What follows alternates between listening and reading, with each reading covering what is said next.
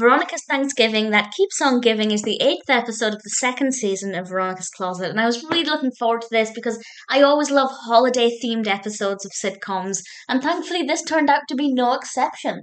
This is, of course, set at Thanksgiving. Everybody's gathering in the apartment, and when I say everybody, I mean everybody, including Jeremy and Paul. Great to see David Lascher back for a second episode. Olive is still battling with the feeling that she would rather be with Paul than Jeremy. I won't say how that plays out, but it's certainly interesting enough, and I enjoyed kind of where that narrative went. Veronica, as part of this narrative, is acting quite strangely around Alec.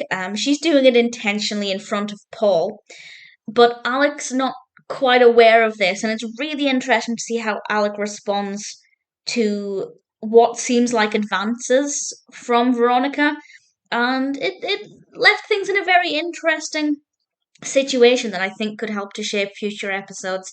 But we'll see what happens with that. But I really liked how Alec was processing things and thinking things through.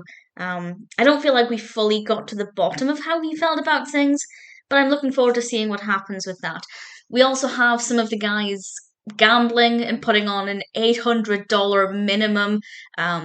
Leo and Perry are obviously not exactly as well off as Alec, whose bookie has an 800 minimum. And I'm not a big fan of gambling, and I don't really care about sports, so that part of it didn't interest me too much. But I did think it was quite unpredictable, so I was curious to see where that would go and what would happen with it.